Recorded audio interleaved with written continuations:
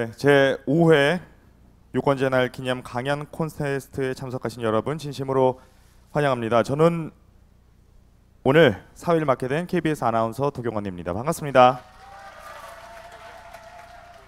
자, 그럼 이제 본격적으로 2016년 제5회 유권자의 날 기념 강연 콘테스트 참여하는 시민 꽃피는 민주주의 시작하도록 하겠습니다. 대한민국 유권자들의 생활 속 민주주의 이야기 제5회 유권자의 날 기념 강연 콘테스트. 매년 5월 10일 유권자의 날을 기념하여 선거의 중요성과 의미를 되새기기 위해 시작된 강연 콘테스트. 2012년을 시작으로 올해로 5회째를 맞이한 본 콘테스트는 유권자가 주인공이 되는 축제의 선거 문화입니다. 참여하는 시민, 꽃피는 민주주의를 주제로 인터넷 홈페이지를 통해 전국의 수많은 유권자들이 참여했고, 그중 청소년부 12팀, 일반부 12팀이 지난 4월 23일 예선 무대에 올랐습니다. 오늘 열릴 최종 본선에서는 청소년부 7팀, 일반부 6팀이 강의나 연극, 춤, 노래 등 다양한 형식 민주주의를 이야기합니다. 이번 강연 콘테스트가 일반 시민들과 미래 유권자인 청소년들이 직접 참여함으로써 우리 사회의 민주시민 의식과 선거의 중요성과 가치를 확산시키는 중요한 계기이자 축제의 장이 되기를 기대합니다. 대한민국 민주주의 선거 문화 발전을 위한 유권자들의 이유 있는 도전 제5회 유권자의 날 기념 강연 콘테스트. 과연 올해 대상의 영광은 누가 차지할지 최종 우승을 위한 아름다운 경쟁이 시작됩니다.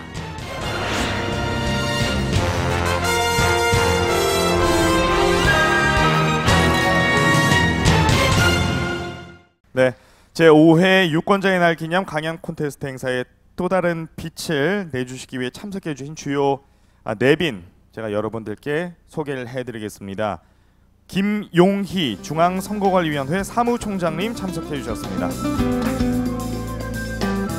김대년 중앙선거관리위원회 사무차장님 참석해 주셨습니다. 그리고 김진배 선거연수원장님 자리해 주셨습니다. 자, 그리고 오늘 콘테스트에 심사를 맡아주실 심사위원장님과 심사위원분들 차례로 소개해드리겠습니다.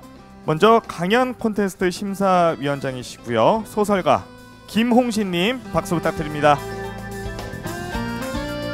또 심사위원이십니다. 경희대학교 부총장 정진영님 자리해 주셨습니다. 그리고 또 심사위원 중앙인성교육연구소 사무국장이신 윤성만님 박수 부탁드립니다. 서울특별시 인재개발원장 안준호님 자리해 주셨습니다. 영화배우 안석환님 박수 부탁드립니다. 성악가 조용감님 나오셨습니다. 또 심사위원이고요, 가천대학교 교수이신 오미영님 자리해 주셨습니다. 한국광고연구원장이신 이정민님 박수 부탁드립니다. 그리고 30명의 전문 평가단 여러분 자리해 주셨는데요. 어디 계시죠? 30분? 네, 여기 박수 부탁드립니다. 자, 이어서 중앙선거관리위원회 사무총장님께서 여러분들께 인사 말씀을 해 주시겠습니다. 다가오는 5월 10일은 유권자의 날입니다. 유권자의 날은 우리나라 최초로 민주적 선거를 실시한 재헌국회의원 총선거를 기념하여 지난 2012년 법정기념일로 지정되었습니다. 특히 강연 콘테스트는 유권자들이 직접 참여하여 선거와 민주주의 의미를 스스로 새겨보는 하나의 장으로서 우리 사회의 민주시민 의식을 확산시키는 중요한 역할을 해왔다고 생각합니다. 아무쪼록 이번 강연 콘테스트가 모든 참가자들이 그동안 갈고 닦은 기량을 유감없이 발휘하고 결과에 상관없이 그 과정 자체를 즐기는 행복한 축제의 무대이자 또 다른 민주 시민교육의 장이 되기를 기대합니다. 자, 그럼 지금부터 우리 헌법에서 대한민국의 주권은 국민에게 있고 모든 권력은 국민으로부터 나온다라고 선언한 국민 주권의 의미를 되새기고 실천하기 위한 제5회 유권자의 날 기념 강연 콘테스트의 주인공들을 만나보도록 하겠습니다. 먼저 일반부 본선 진출자들의 강연 콘테스트를 시작하도록 하겠습니다. 자, 먼저 일반부 첫 번째로 강연을 해주실 분은요, 고옥선 님이고요. 강연 주제는 서바이벌 전쟁, 그 승자는 누구라는 주제로 강연을 만나보도록 하겠습니다. 요즘 대한민국은 서바이벌 프로그램에 빠져 있습니다. 제가 태어나서 가장 재밌게 본 프로그램이 최근에 끝이 났는데요. 그 프로그램은 바로 대한민국 대표 걸그룹을 뽑는 프로그램이었습니다. 근데 이 수많은 101명의 연습생들 중에 제 마음에 쏙 들어온 딱 한 명이 있었습니다. 그녀의 이름은 이름까지도 맑아요. 청아라는 친구였습니다. 이 친구를 11명을 뽑는 투표 시기에 하위권이었던 친구를 꼭 데뷔를 했으면 좋겠다 해서 투표를 정말 열심히 했는데요. 아침에 일어나자마자 컴퓨터를 켜서 로그인을 하고 투표를 하는 게 저의 하루 일과의 시작이었습니다. 그리고 다음날 아침 출근 준비를 하면서 뉴스를 틀어놨는데 익숙한 이야기가 나옵니다. 바로 투표. 저에게 투표란 머릿속에 걸그룹 투표밖에 없었기 때문에 자연스럽게 제가 좋아하던 그 친구가 생각이 났고, 그래서 TV를 봤더니 그것은 4월 13일 총선 관련한 내용이었습니다. 거기서 후보자들이 언급한 비정규직 정규직과 청년 실업 등 제가 직면한 이야기에 대해서 이야기를 하고 있었습니다. 문득 드는 생각은, 어째서 나는 걸그룹 투표에는 그렇게 열과 성을 다하면서 내 삶에 직접적인 영향을 주는 선거 후보자에게는 아주 조금의 관심도 없었을까라는 의문이 들었습니다. 왜 나는 걸그룹 투표는 그렇게 열심히 했을까 생각을 해보니까, 그 친구가 무대에 오르는 모습을 보면 제가 즐겁기 때문에 그래서 투표를 열심히 했었습니다. 그래서 제가 총선 투표를 할 때 내가 가장 원하는 것이 무엇인가 라고 진지하게 고민을 하는 시간을 가졌습니다. 그래서 제가 가장 원하는 것은 첫 번째, 비정규직이 정규직이 되는 세상을 원합니다. 두 번째, 저는 집값이 저렴해졌으면 좋겠습니다. 그래서 저는 이번 총선 때 저의 이 가장 큰 고민 두 가지를 해결해 줄 수 있는 후보자를 찾아 투표했습니다. 저에게는 꿈이 있습니다. 10년 뒤 혹은 20년 뒤 내가 엄마가 되었을 때 우리 아이가 살 수 있는 포근한 집을 가지고 있고 정규직으로 안정적으로 일을 하면서 육아를 하고 싶습니다. 그래서 민주주의 사회에서는 국민들의 목소리를 담아 대변인을 두는 선거라는 아주 좋은 제도가 있습니다. 여러분들의 의견이 씨앗이라면 그 씨앗을 꽃피울 수 있게 해는 아주 좋은 제도입니다. 그래서 우리는 민주주의의 꽃은 선거라고 이야기를 하죠. 우리는 우리의 삶을 서바이벌 혹은 경쟁의 비유를 하곤 하는데요. 저는 저와 뜻이 같은 후보자를 선거라는 서바이벌에서 승자로 이끌어 제 삶을 승리로 이끄는 동반자로 삼고 싶습니다. 여러분도 여러분들의 목소리를 내어 삶이라는 서바이벌에서 꼭 승자가 되셨으면 좋겠습니다. 일반부 강연 6분 중에 첫 번째로 강연을 하셨습니다. 처음이라 많이 떨리셨을 텐데 본인의 이제 경험을 시작으로 해서 잘 강연을 해주셨습니다. 자, 이제 일반부 2번 강연을 청해 드릴 텐데요. 다음 분은 왕따에서 학생회장까지 최진성님 강연 박수로 청해 듣도록 하겠습니다. 여러분들은 왕따라고 하면 어떤 생각이 드나요? 야야, 너랑 나 이제 안 놀아. 우리 집에 오지 마. 이 정도의 수준으로 생각하는 분들도 계실 겁니다. 하지만 제가 겪었던 왕따는 그런 수준이 아니었습니다. 흔히 말해 일진이라 평가되는 학생들에게 쉬는 시간이면 머리채를 잡히거나 구타를 당하는 일은 다반사였습니다. 그중 한 명은 부반장이라는 권력까지 지니고 있었습니다. 시간이 지나고 2학년이 되었습니다. 공교롭게도 핵심적인 가해 학생이 같은 반이 되었습니다. 그리고 다른 반에서 유명하다는 학생들까지 오게 되었습니다. 반장 선거가 있는 날 그들은 서로를 추천하며 또다시 입후보하게 되었고 여기저기서 학생들의 한숨 소리가 들려왔습니다. 저는 그때 손을 들어 자청합니다. 선생님, 제가 반장 선거에 출마하겠습니다. 결과는 어떻게 되었을까요? 저의 당선이었습니다. 학생들이 겉으로 티를 잘 내지는 못했지만 투표로 심판한 것이었습니다. 그리고 그 다음에 저는 4대1의 경쟁을 뚫고 학생회장 선거에 당선됩니다. 쉬는 시간마다 복도를 돌아다니며 학교 폭력이 일어나지 않는지 확인했습니다. 고등학교를 졸업하고 대학에서도 저는 총학생회장 선거에 2번 도전합니다. 대학 선거에서는 저희 부족으로 인해 낙선했지만 상당히 많은 득표를 얻어서 학교 관계자들을 깜짝 놀라게 했습니다. 초중고 선거에서는 가까운 친구가 출마하기 때문에 피부에 빨리 와닿습니다. 하지만 대학 총학선거를 비롯해서 지자체 선거, 총선, 대선은 후보자를 비교적 일상생활에서 접하기가 쉽지가 않습니다. 그래서 체감 온도가 떨어집니다. 보다 많은 사람들이 투표하기 때문에 나의 한 표가 결과에 영향을 미치겠냐는 생각이 들기도 합니다. 하지만 그 소중한 한 표 한 표들이 여러분들의 등록금을 결정하고 여러분들의 복지를 결정하고 대한민국의 안보와 미래를 결정합니다.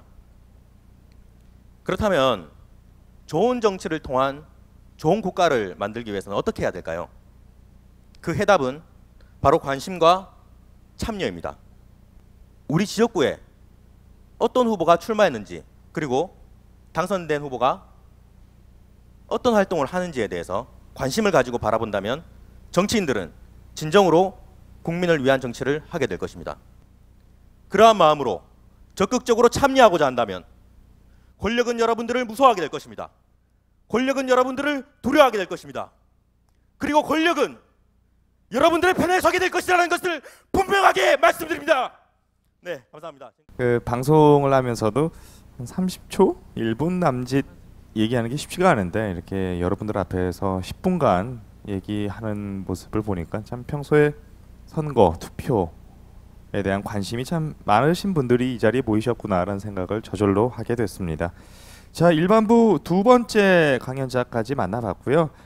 이어서 세 번째 강연자입니다.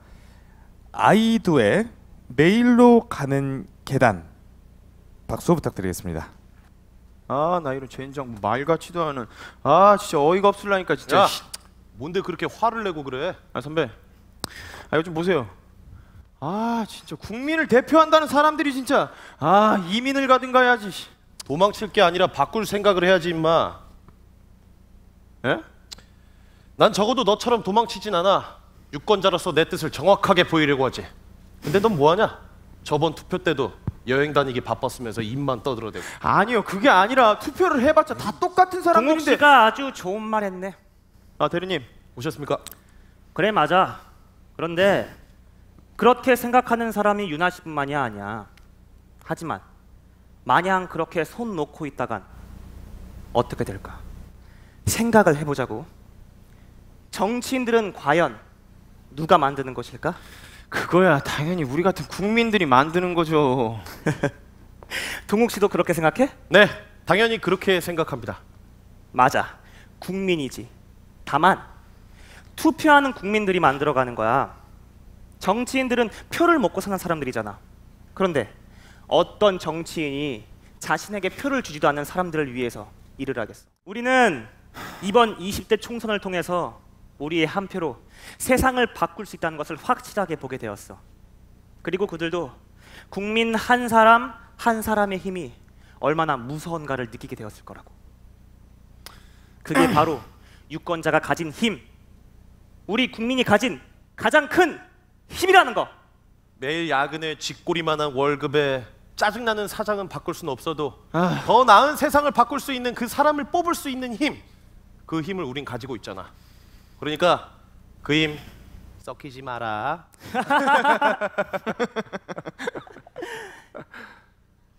여러분이 가진 한 표, 그 한 표가 세상을 바꿀 수 있는 힘이 됩니다.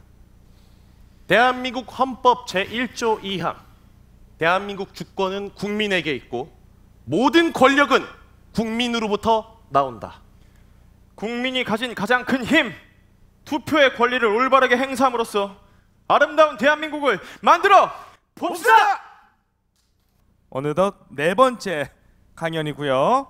일반부 네 번째 강연 주인공은요. 경상도에서 온 남자, 전라도에서 온 여자의 가장 쉬운 놀이 민주주의입니다. 박수 부탁드립니다. 불과 50년 전만 해도 경상도와 전라도는 상당한 앙숙 관계였다고 하는데요. 과연 어떻게 저희가 이렇게 함께 강연을 준비하게 되었을까요? 네, 바로 소통이 있었기 때문에 가능했습니다. 이는 민주주의의 가장 중요한 요소이기도 한데요. 저희는 이 소통의 가장 중요한 방법으로 참여를 생각했습니다. 대학생이 된 저희들은 저희의 일상을 통해서 이를 조금 더 보여드리고자 합니다. 함께 보시죠. 네, 먼저 전라도 여자의 이야기입니다. 제가 대학교 1학년 신입생 시절이었습니다. 한 수업에서 복학생 오빠와 조별 과제를 하게 되었죠. 야, 이번 수업에서 조장하면 학점은 무조건 A+이래. 예슬아? 네. 네 신입생이지? 네. 그럼 조장은 오빠야가 할게. 오빠 또 장난 아니거든. 아, 그래요? 네. 야, 근데 이번에 내가 복학하고 졸업 준비에 학점에 토익에 취업에 바빠갖고 가끔씩 연락이 안 될 수도 있어. 어쨌든 파이팅하자. 네. 그렇게 첫 만남을 가진 뒤 정말로 마감 3일 전까지도 연락 두절이더군요. 혼자서 급한 마음에 보고서를 완성했습니다. 그리고 그 보고서를 보여드렸죠. 그러니까 그때서야 답장이 오는 겁니다. 그런데 하는 말? 야, OS 이거 순서가 왜 이런데? 이거 이런 식으로 하면 안 되지. 오빠는 아무 참여도 안 하셨잖아요. 아, 이래서 신입생이라 하면 안 되는데. 아, 내 학점 못 짜지? 네, 결국 어떻게 되었을까요? 저희 대학 생활의 첫 로망이었던 조별 과제에서 저는 학점도 그리고 신뢰도 모두 무너졌습니다.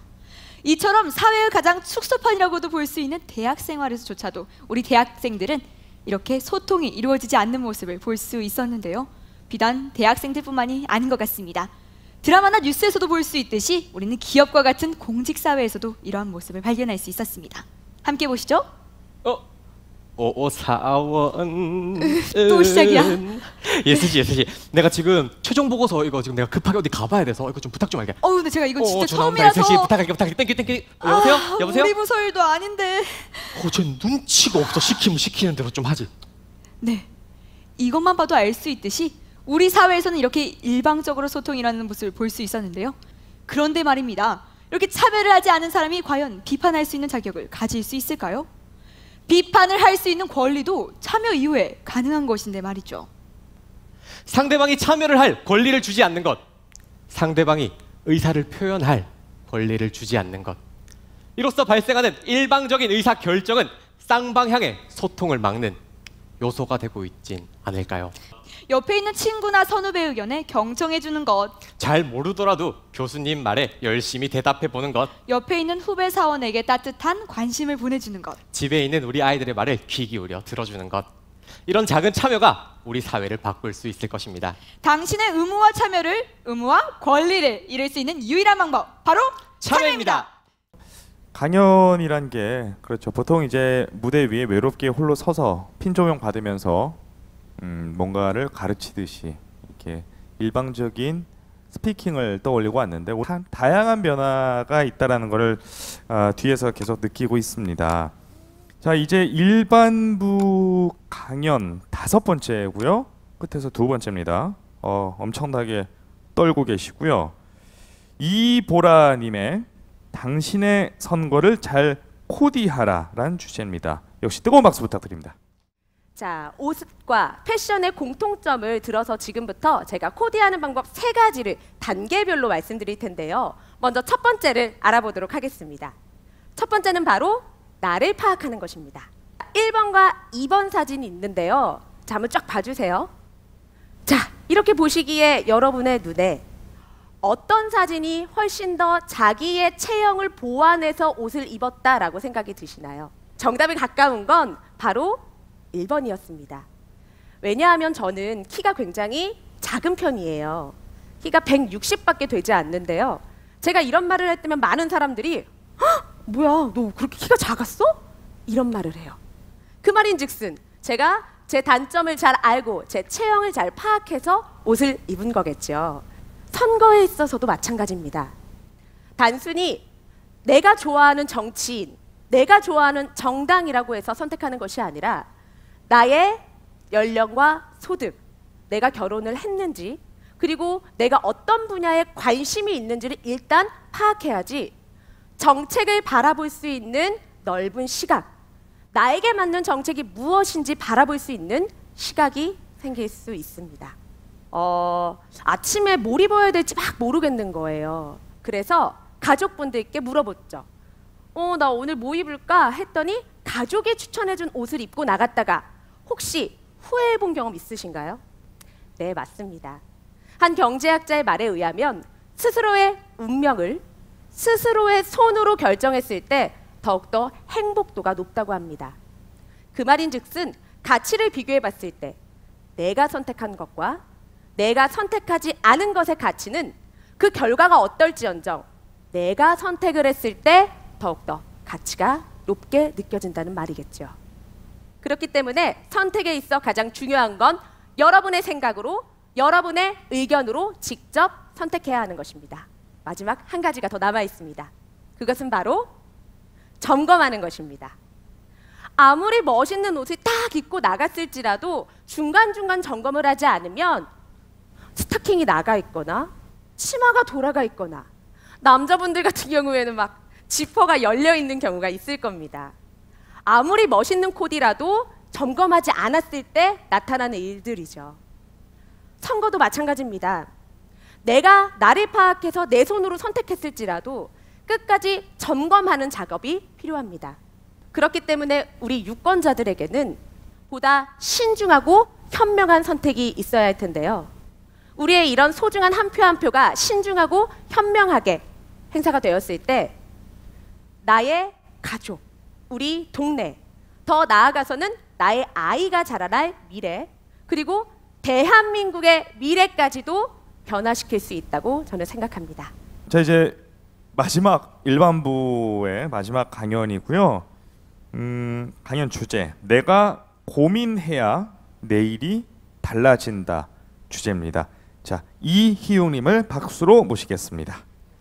저는 여러분들과 선거라고 하는 정말 중요한 이야기를 한번 같이 고민해 보고자 합니다. 아름다운 여정을 저와 함께 떠나실 건데요. 오늘 저와 함께 세 가지 중요한 이야기를 마음속에 담고 떠나보고 싶습니다. 첫 번째 이야기 저와 함께 시작해 보겠습니다. 여러분들께서 느끼시겠습니다만 우리는 인생을 살면서 참 많은 선택을 합니다. 그런데 제가 했던 것처럼 계속해서 고민을 반복하고 선택을 여러 번 할 수 있다면 참 좋겠습니다만 그러기가 어려운 게 현실일 겁니다. 우리가 선택을 위한 이 고민은 어렵지만 꼭 해야 될 이야기라는 점을 첫 번째 이야기에서 마음속에 심어드리고 싶습니다. 그럼 두 번째 이야기를 한번 꺼내보겠습니다. 저는 제가 자주 가는 햄버거집이 있습니다. 뭐 햄버거집인데요. 메뉴판을 막 보다가 제가 늘 고민 끝에 고르는 햄버거는 똑같습니다. 진짜 우리가 고민이라고 하고 선택이라는 것을 합니다만 우리가 과연 잘 고른다는 것, 잘 선택한다는 것은 어떤 기준이어야만 할까요? 그런데 제가 확신할 수 있는 건 뭐냐면 우리 같은, 어쩌면 여러분 같은 일반인 분들께서 저 또한 마찬가지입니다만 궁금해하지 않습니다. 우리나라는 자랑스러운 조국인 대한민국은 왠지 손들고 물어보는 걸 부끄럽게 생각합니다. 왜? 모른다고 생각하니까. 우리는 매번 후회할지 모릅니다. 그런데 다음 기회로 또다시 밀어버립니다. 무언가 잘 선택한다라는 것은 시작점이 바로 궁금해한다는 것부터 시작할 겁니다. 즉 내가 궁금해해야 좋은 선택을 할 수 있습니다. 그런데 궁금해하지조차 않고 있다라는 것. 마지막 이야기는 이거와 비슷한 나란 사람이 궁금하기 시작해야 된다는 이야기로 여러분께 전달하고 싶습니다. 우리 대한민국 유권자 전체가 나의 미래를 고민하는 데 있어서는 모두 다 전문가였으면 좋겠습니다. 왜냐하면 전문가라고 하는 것 자체가 이런 질문 속에서 나올 겁니다. 이번 총선 끝난 다음에 어떤 설문조사를 보니까요. 투표소에 가기 전에 충분한 고민 하셨습니까? 라는 질문에 아시겠습니다만 당연히 아니오가 훨씬 많았습니다. 다음 선거 때는 혹시나 고민이 더 많이 필요하다고 느끼시냐는 질문엔 당연히 예스가 더 많습니다. 즉 우리는 이 모든 것들을 다 뒤로만 미룹니다. 그런데 고민이라고 하는 건 반복할 때 그 연습의 과정의 결과가 잘 좋은 선택으로 나올 겁니다. 여러분께서 느끼실 겁니다. 이 답이 제일 나쁜 답입니다. 아, 그때 잘할 걸. 짜장면 시켜놓고 나서 짬뽕 시킬 걸, 볶음밥 시킬 걸, 저녁 10시에 먹고 나서 아침에 깨서 어제 먹지 말 걸 이라고 후회하는 것. 우리는 모두 다 후회하고 나서 깨닫습니다. 그런데 선거라고 하는 것은 절대 후회해서는 안 될 겁니다. 오늘 여러분과 3가지 약속하고 본 강연을 마치겠습니다. 첫 번째, 절대 앞으로 주문할 때 아무거나라고 시키시면 안 됩니다. 두 번째, 작은 것부터 궁금해하셨으면 좋겠습니다. 세 번째, 선거는 투표가 끝이 아닙니다. 투표로서 시작입니다. 여러분들께서 나중에 오늘부터 시작한 이것이 여러분의 인생에서 큰 고민이 되실 거고요. 많은 것들을 진짜 바꾸실 수 있을 겁니다. 보이시는 것처럼 꼬맹이가 자전거 페달을 밟고 있습니다. 한 번, 두 번이 어렵습니다. 열심히 고민하면 아주 다른 결과를 가지고 올 겁니다. 여러분 모두가 행복한 대한민국을 만들 수 있는 힘이 있습니다. 감사합니다. 청소년부 강연 첫 번째 주인공은요, 씬입니다. 씬과 함께하는 진정한 민주주의라는 주제로 첫 번째 강연 문을 열겠습니다. 박수 부탁드립니다. 자, 드디어 오늘 유권자들이 아닌 후보자들의 이제 연설을 듣는 시간이야. 그러면 1번 정훈이 연설부터 들어볼게. 네, 여러분 안녕하세요. 모두 저 아시죠? 알지. 만약 제가 반장이 된다면 우리 반을 전교에서 분위기 제일 좋은 반으로 만들게요. 그리고 반장은 뭐예요? 반을 대표하는 얼굴이잖아요. 이런 자리가 딱 어울리죠. 그리고 만약 제가 반장이 된다면 글쎄요, 여러분 모두의 생일을 챙겨주도록 하겠습니다. 감사합니다.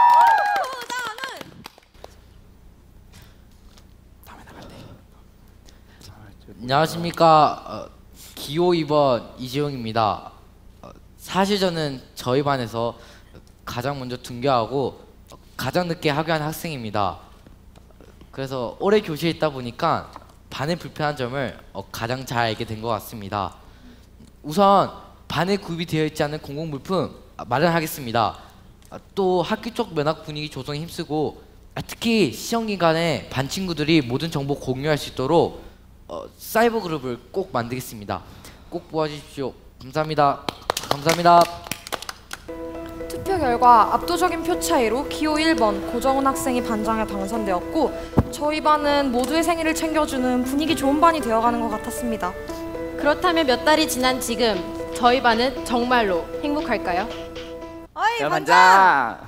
야! 왜? 야, 오늘 재용이 생일인데 우리 그랬지. 뭐 안 해? 야 과자 먹자. 과자 개이득이네. 과자 먹자. 지용이 생일. 야, 근데 오늘 나 좀 바쁜데 다음에 하면 안 되냐? 야, 그래도 네가 한 말인데 너가 지켜야지. 아, 나 오늘 진짜 바쁜데. 알겠어, 이따 하자. 알았어. 그나저나 생물 리포트는 선생님께 갖다 냈어? 아, 그거 희재가 좀만 기다려달래서 좀 이따 내게. 야, 너 그거 아직도 안 냈어? 그 쌤이 조금이라도 늦으면 감점이라 그랬잖아. 너 때문에 반 전체 감점 당하면 어떡하려고 그래? 맞다. 아, 그럼 진짜 빨리 내야 되는데? 아, 근데 희재가 또 기다려달라고 했단 말이야. 진짜 나보고 어쩌라는 거야. 한쪽에서 빨리 내라고 하고 다른 한쪽에서 좀만 기다려달라고 하고. 재용이 생일은 챙겨야 하고. 으아씨! 내가 진짜 리더십이 없다고 했잖아. 어쩌다가 내가 반장이 된 거지? 아, 몰라. 너네끼리 알아서 해. 아, 반장 어디가? 저희 반은 과연 행복한 반일까요? 우리의 손으로 민주적인 절차를 거쳐 뽑은 반장과 우리 반, 과연 행복해 보이시나요? 저희처럼 투표만 한다고 해서 유권자의 의무를 다한 것이라고 말할 수 있을까요? 선거 출마자들은 유권자에게 소중한 한 표 부탁드립니다를 외치지 바르게 판단하여 투표하세요를 외치지 않습니다. 하지만 그렇다고 해서 투표라는 행위를 했다는 것만으로는 유권자가 자신의 권리를 모두 이행했다고는 볼 수 없습니다. 우리는 겉보기 이미지에만 치중하여 한 표를 던지는 무책임한 유권자의 모습을 볼 수 있었습니다. 유권자에게 기회는 다시 돌아오지 않습니다. 미래의 유권자인 우리는 한 번뿐인 기회를 무책임하게 날리지 않았으면 좋겠습니다. 지금까지 씬이었습니다. 자, 이제 청소년부 두 번째입니다. 소중한의 주제는요, 한 표의 무게예요. 역시 박수로 모셔보도록 하겠습니다. 오늘날 우리나라의 저출산율은 세계 2위라고 합니다. 국가 부채는 1211조, 청년 실업자는 100만 명, 청년 실업률은 12.5%입니다. 결국 우리나라의 국가 부채는 지금의 20대 청년들이 짊어져야 할 무거운 짐이 되었습니다. 20대 청년들이 투표를 하지 않는 이유 1위, 바뀌는 것이 없으니까. 2위, 먹고 살기 바빠서. 3위, 귀찮아서라고 합니다. 하지만 그 이면에는 미래의 불투명한 삶에 대한 20대 청년들의 고뇌와 불안감이 작용했다고 생각합니다. 그러니까 20대 여러분, 투표하자! 투표하자! 단 한 표로 역사가 바뀐 사실이 있습니다. 1923년 8월 23일 독일 7위에서 열린 사회주의 노동자당의 대표를 뽑는 선거가 있었습니다. 그리고 제2차 세계대전으로 인류를 전쟁의 소용돌이로 내몬 히틀러는 단 한 표 차이로 당의 수장이 되고 맙니다. 1839년 미국 매사추세츠 주지사 선거에서도 단 한 표로 명함이 갈렸습니다. 자신에게 투표를 하지 않았던 에드워드 에버렛은 결국 자신의 소중한 한 표를 행사하지 않음으로 선거에서 패배를 하고 말았습니다. 우리나라에도 비슷한 예가 있습니다. 2008년 강원도 고성군수 보궐선거에서는 4,597표로 두 후보가 같은 표를 얻습니다. 그리고 이어진 재검표에서 단 한 표의 무효표로 두 후보의 당락에 갈린 사례가 있습니다. 이처럼 극히 미비한 한 표를 행사하더라도 내가 행사한 한 표가 한국의 역사를, 세계의 미래를 변화시킬 수 있습니다. 대한민국은 민주주의 국가입니다. 민주주의 국가의 유권자들은 자신이 원하는 대통령, 국회의원, 그리고 지방자치단체장을 선택할 수 있는 권리를 지니고 있습니다. 우리나라의 유권자 수는 4천만 명. 유권자 한 명이 행사할 수 있는 권리는 단 한 표. 4천만 분의 1이라는 극히 미비한 한 표. 하지만 그 한 표가 한국의 미래를 바꿀 수 있다는 사실을 명심해야 합니다. 지금 내가 그 한 표를 행사했다고 해서 내가 원하는 사람이 당선되지 않을 수 있습니다. 지금 내가 그 한 표를 행사했다고 해서 한국의 역사가 변하지 않을 수 있습니다. 하지만 그 한 표 한 표가 밑거름이 되어 지금의 대한민국이 되었습니다. 국민의 절대 다수가 주권자로서 자신의 권리를 아끼고 소중히 행사할 때만이 비로소 진정한 민주주의가 실현될 수 있습니다. 저희 투표율 인상을 위한 비상대책위원회는 전 국민이 자신의 한 표를 소중히 여기는 그날까지 외치겠습니다. 투표하자! 투표하자! 감사합니다. 숫자 중에 사실 가장 작은 숫자가 1이죠. 하지만 선거에서만큼은 예외인 것 같습니다. 중간에 나왔지만 진짜 한 표 차이로 이게 전쟁이 되느냐 평화가 되느냐 그 책임감, 권리 다 우리에게 있는 거겠죠. 나 하나쯤이야라는 생각은 버려야겠다라는 가르침을 잘 얻었습니다. 청소년부 세 번째 강연 이제 만나볼게요. 정수영 님이고요. 청소년부 세 번째 강연입니다. 민주주의의 공감적 주체되기 함께 만나보겠습니다. 지난 10월에 있었던 일입니다. 중간고사가 끝나고 저는 정말 가벼운 걸음으로 학교에 등교를 하고 있었습니다. 그런데 저의 친구 녀석으로부터 정말 청천벽력과 같은 소식을 듣습니다. 중간고사 수학시험을 다시 치를 수도 있다는 겁니다. 이게 대체 어떻게 된 상황인지 알아보니까 저희 학교 수학시험에 나왔던 문제의 내문항이 모의고사에서 이미 나왔던 문제에서 숫자 하나 바뀌지 않고 고스란히 출제가 되었다는 것이었습니다. 이 얘기가 들자마자 저희 학교는 제 시험을 봐야 한다는 학생들과 보지 말아야 한다는 학생들을 나뉘어서 일대의 혼란에 빠지게 됩니다. 학교도 마땅히 대안을 찾지 못하고 있을 때 교감 선생님께서 해당 시험을 치른 학생들 모두를 강당으로 부르셨습니다. 제 시험을 치르는 것들에 대한 저희의 의견을 수렴하기 위함이었던 것이죠. 그리고 저는 이곳에서 저의 첫 번째 질문을 찾게 됩니다.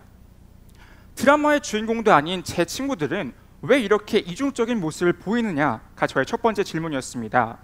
제가 그렇게 생각할 수밖에 없었던 이유는 뭐냐면 제가 지금까지 봐왔던 제 친구들의 모습을 말입니다. 이렇게 많은 사람들 앞에서 얘기하는 거 정말 질색하고 심지어 학급 회의 시간에도 너무나도 소극적인 모습을 보이는 친구들이었기 때문이었습니다. 그런데 학생들이 왜 강당에 전 그렇게 적극적이었을까요? 바로 제 시험을 볼지 말지 그 문제에 관심이 있었기 때문입니다.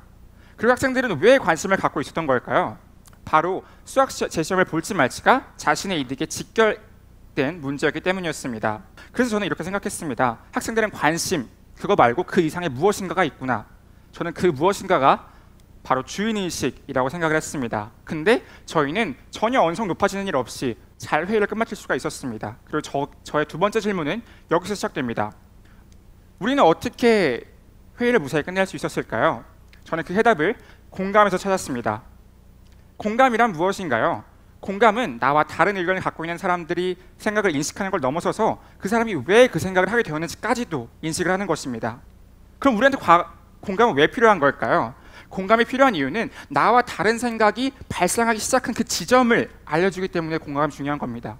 우리가 민주주의에 대해서 주인의식을 가지고 어떤 공감적인 태도를 취하면 말이죠. 민주주의가 우리가 중요한 까닭은 우리의 행복을 보장해주기 때문에 그렇습니다. 민주주의는 강당에서와 마찬가지로 우리가 우리의 목소리를 낼 수 있도록 해줍니다. 나한테 유리한 선택을 내가 할 수 있도록 해주는 것이 민주주의인 것입니다. 군인들의 총구가 국민들의 머리를 향하고 그 누구도 민주주의를 논할 수 없었던 시절에도 우리 대한민국에서는 민주주의가 태어났습니다. 우리 손에 쥐어져 있는 민주주의가 그런 민주주의인 겁니다, 여러분. 우리가 이 민주주의의 주인입니다. 민주주의를 가꾸어야 될 책임, 그리고 민주주의를 위해야 되는 책임은 우리한테 있습니다. 그러니 여러분, 부탁드립니다. 민주주의의 공감적 주인이 되어주십시오. 감사합니다. 참 강연을 들으면서 그런 생각이 들더군요. 부끄러운 얘기지만 제가 학교 다닐 때는 당장 1, 2점을 올리기 위해서 그냥 공부만 하고 이런 사회 전반에 관한 관심은 적었던 것 같은데, 참 학생들이 이런 데 관심 많이 갖고 또 이렇게 적극적으로 강연에 참가하는 거 보니까 우리나라의 미래가 참 밝구나, 그런 생각을 해봅니다.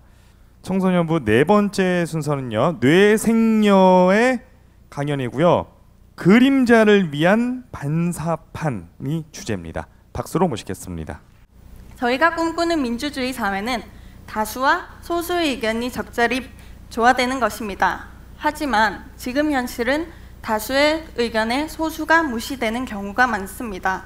멀리는 세계적으로, 가깝게는 우리 일상생활 속에서 다수와 다른 소수가 받는 피해는 작게는 무시해서 크게는 생명의 위협까지 매우 다양합니다.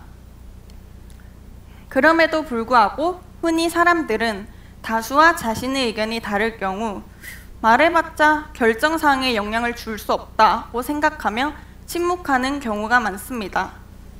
하지만 들려주지 않으면 들리지 않는다는 말처럼 자신의 의견을 이야기하지 않으면 아무도 들어주지 않습니다. 소수의 사람들은 무의식적으로 자신들이 소수이기 때문에 말해봤자 의견이 전달되거나 반영되지 않는다고 생각합니다. 하지만 무엇보다도 소수의 사람들 스스로가 자신의 의견은 중요하지 않다는 생각을 바꾸는 것이 필요합니다. 목소리를 조금만 높여 자신의 의견을 이야기한다면 충분히 반영될 수 있습니다. 우리나라가 선진국이 되는 과정에서는 불가피하게 소수가 희생되었습니다. 하지만 우리나라는 이제 당당한 선진국입니다. 그만큼 앞으로 우리가 살아갈 세상은 개개인의 행복을 더욱 중요하게 생각해야 합니다. 여러분들 혹시 낙숫물이 대도를 뚫는다 라는 말 아시나요? 조그마한 물방울이 커다란 바위 틈에 스며들어 얼었다 녹았다 얼었다 녹았다를 반복하여 결국 그 커다란 바위를 사투리로 쪼가른다라고 하죠.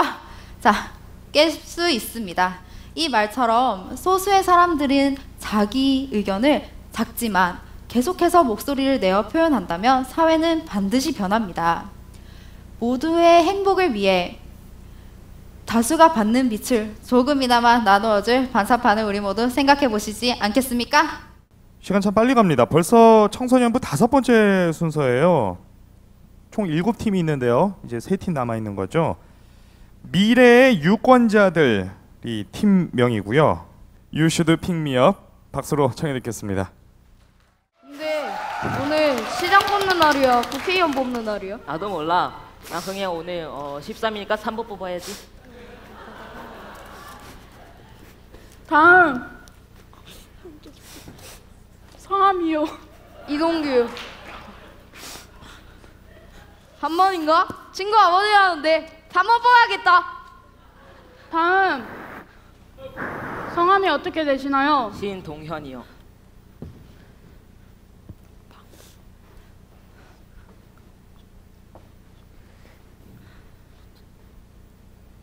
투표 끝났다. 놀러 가야지. 야 기다려 같이 가. 제 19대 무심시장은 기호 3번 임구라. 아씨 인구라 왜 뽑았어? 어떡하지? 진짜 후회된다. 너무 대충 뽑았어. 좀 더 열심히 할 걸. 내가 됐으면 더 나았을 텐데. 그때 놀러 가지 말고 투표할 걸. 다음엔 신중하게 뽑자. 그래.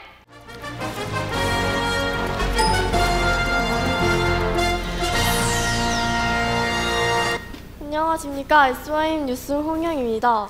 오늘 실시한 20대 모진시 시장 선거 결과를 김공정 중앙선거관리위원장님이 알려드리도록 하겠습니다. 안녕하십니까. 중앙선거관리위원장 김공정입니다. 오늘 실시한 20대 모진시 시장 선거에서 주목할 점이 있다고 하는데 어떤 것인가요? 예, 보시다시피 이번 20대 모신시 시장 선거는 역대 시장 선거 중 가장 높은 투표율을 보여주었습니다. 좋은 소식이군요. 그렇다면 시민들이 적극적으로 투표에 참여하게 된 이유가 무엇이라고 생각하십니까? 지난 19대 모신시 시장 선거 때 공약을 살펴보지도 않고 투표를 하였거나 아니면 투표에 참여하지 않는 시민들이 4년 동안 후회하면서 이번 선거 때는 공약도 더 꼼꼼히 살펴보고 적극적으로 투표에 참여한 결과로 보여집니다. 안녕하세요. 안녕하세요. SYM 뉴스 김다빈 기자입니다. 제가 듣기로 4년 전에는 임구라 후보를 지지했다고 알고 있는데 올해는 누구에게 투표를 하셨나요? 비밀 투표인데 그런 거 알려주면 안 되죠. 그렇군요. 그렇다면 이번 선거에 참여하시면서 가장 중요하게 생각하신 것은 무엇인가요? 당연히 공약을 신중하게 살펴보고 아주 잘 뽑았습니다. 감사합니다. 지금까지 무심시 시장 당선인과 시민들의 인터뷰였습니다. 이상 김다빈 기자였습니다. 네, 이렇게 4년 전과는 매우 달라진 모습을 보여준 무심시였습니다.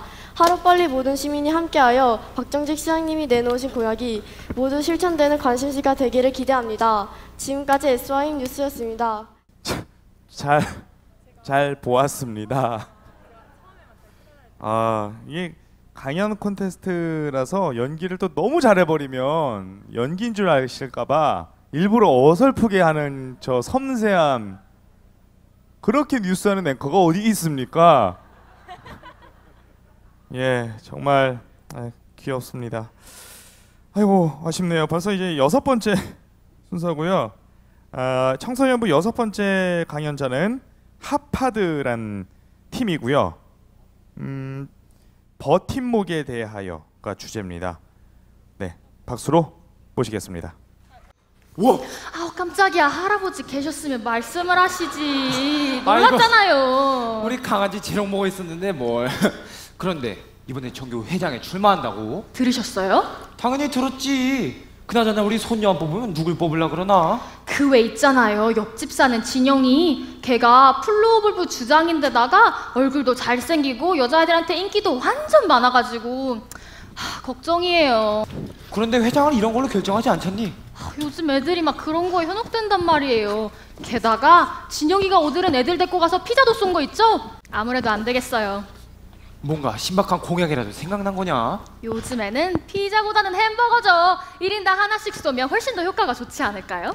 하경아, 햄버거보단 짜장면이지. 짜장면에 고춧가루를 팍팍 쪄서 단무지랑 이렇게 후루룩 먹으면... 잠깐, 근데 이렇게까지 해야 되는 거니? 그럼요. 저는 진짜 정교회장 1학년 때부터 너무 되고 싶었거든요. 정교회장이 된다면 완전 잘할 자신도 있어요. 할아버지, 그러니까 저 용돈 좀 주시면 안 돼요? 하경아, 결과만 좋으면 과정은 아무래도 상관없다는 거냐? 왜 화를 내시고 그러세요? 화를 낸 게 아니야. 단지 네가 생각을 좀 해봤으면 좋겠어. 이렇게 힘들게 우리가 얻어낸 민주주의를 짓밟아도 되는 거야? 뭐 이렇게 진지해. 기껏해요 고등학교 회장 선거야. 민주주의니 뭐니 너무 웃기지 않아? 정정당당하게 경기하는 사람이 아무도 없는데 너 혼자 페어플레이에서 뭐하게? 이미 진영은 다 여론적으로 돌아섰어. 과연 그럴까? 얘들아, 나와볼래? 솔직히 진영 선배가 진짜 진짜 잘생기긴 했는데 나 아까 묻혔을 때 좀 당황했어. 아 맞아. 그리고 실천 가능한 공약이 하나도 없더라. 그래도 무슨 공약을 내세운진 다 봐야지. CF 피자는 맛있긴 했는데 과연 그게 선거의 전부일까? 맞아, 이건 좀 아닌 것 같아. 우리 학교의 1년을 결정하는 일인데. 맞아. 귀찮다고 포기하고 감언이설에 속아서 우리의 한 표를 포기한 건 너무 아까운 일이잖아? 맞아. 봤지? 내가 졌어. 그럼 이제 어떻게 해야 하는 거야? 쓰러진 나무를 고쳐 심고 강목으로 버팀목을 세웠습니다. 산 나무가 죽은 나무에 기대어 섰습니다. 여러분, 저는 짜장면처럼 구미가 당기거나 치킨처럼 기름진 공약을 내세울 자신이 없습니다. 100% 지킬 확신이 없기 때문입니다. 대신 저는 지킬 수 있는 공약을 내세우겠습니다. 전교회장이 된다면 독단적인 결정 내리지 않겠습니다. 그동안 내가 당해왔다고 해서 불합리한 결정 내리지 않겠습니다. 고쳐나가도록 노력하겠습니다. 그러니 여러분도 우리가 이렇게 힘들 때 얻어낸 민주주의 포기하지 마시고 올바른 한 표 행사해 주시길 부탁드립니다. 이상으로 연설을 마치겠습니다. 감사합니다. 자, 이제 오늘 모든 출연자 중에서 마지막 출연자고요. 청소년부 7번입니다. 14분의 학생이 대기를 하고 있고요. 이보아정스입니다. 이보아정스. 그날을 기억하며, 자, 마지막입니다. 힘찬 박수로 맞이해 주시기 바랍니다. 조용. 반장 인사. 차렷. 선생님께 경례. 사랑합니다. 오늘은 올바른 선거에 대해서 배워볼 거예요. 그럼 열심히 딴짓하고 있는 영재가 친구들한테 올바른 선거가 뭔지 알려줄게요. 모르겠습니다. 자신감 넘치는 건 좋지만 민주주의의 가장 기본적인 선거에 대해서 무지하다는 것은 아직 어른이 될 준비가 안 돼 있다는 거겠죠. 오늘 수업 끝나고 다시 물어볼 거니까 그땐 대답할 수 있도록 해야 돼요. 아 머리야. 야, 쟤 왜 저래? 쟤 왜 저래? 야! 5.18 정신 차려. 여기가 어디야? 정군 앞으로 가! 전체 차렷! 5.18이 너 이름이란 거 나도 알아. 그래서 여기 어디냐고. 아니 여기가 5.18이라고. 아 뭐라는 거야. 5.18 광주 민주화 운동. 우리가 지금 과거로 온 것 같아. 야, 뭔 말도 안 되는 소리야. 진짜야? 진 앞에 전부 잡아들여!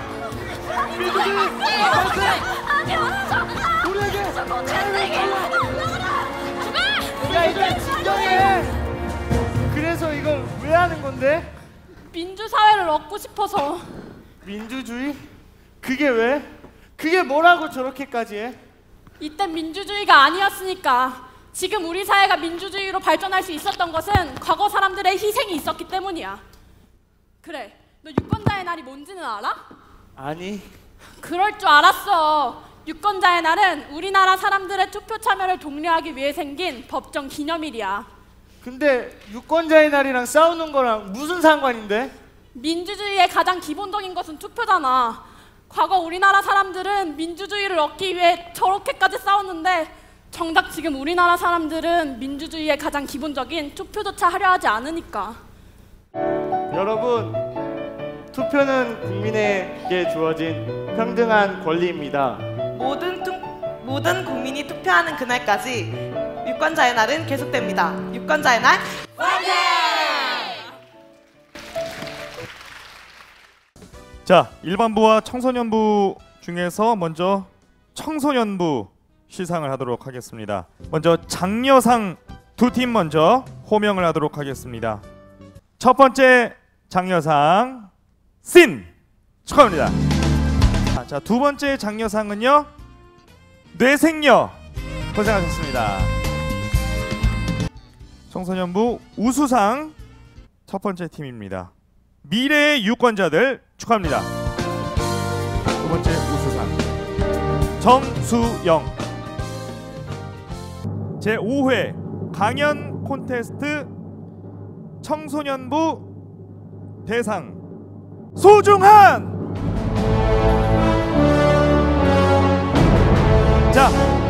자 축하드리고요. 자 상장 하파드 위 사람은 제5회 유권자의 날 기념 강연 콘테스트에서 우수한 성적을 거두었으므로 이에 상장을 수여합니다.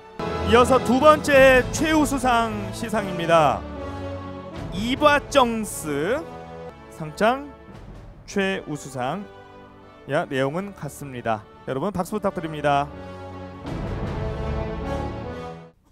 자, 첫 번째 장려상입니다. 경상도에서 온 남자, 전라도에서 온 여자. 최진석.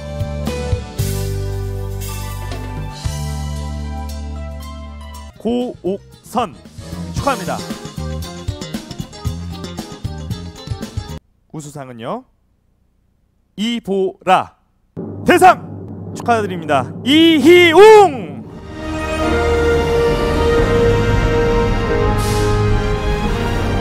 자, 축하드리고요. 최우수상 위 사람은 제5회 유권자 날 기념 강연 콘테스트에서 우수한 성적을 거두었으므로 이에 상장을 수여합니다.